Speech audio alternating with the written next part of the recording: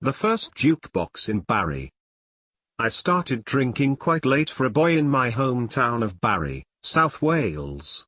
It was in the 70s, when, I assume, my hormones kicked in. Bars, or pubs in Britain, in those days, were very different places than they are now.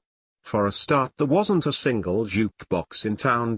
Anyway, up until then, I had been more interested in my coin and stamp collection than pubs. However, eventually, friends, the dreaded peer pressure, persuaded me to go to bars and look for women.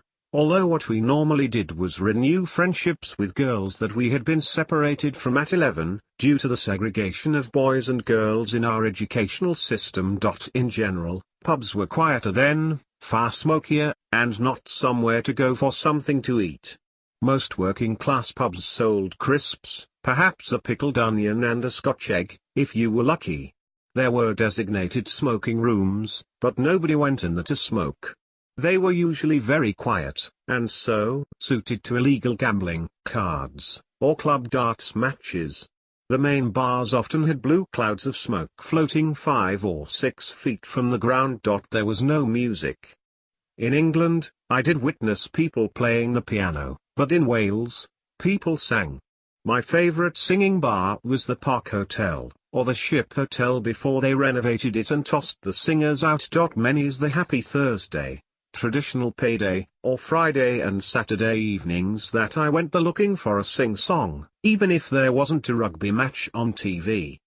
Otherwise, people talked while drinking and played dominoes or cards, especially crib and don, for small stakes. I clearly remember the evening that the First Jukebox arrived in the Park Hotel. There were plenty of customers in there, although it was still daylight outside, but it was strangely quiet. As if a local had died. I was standing at the bar alone, supping my first pint of SA when an older man stood near me, ordered a pint, took a long swig, and started to sing. I put my pint down and joined in. So did several others. It was a classic situation. And then we all clearly heard a few bars of a top 10 record. The man stopped and I looked around.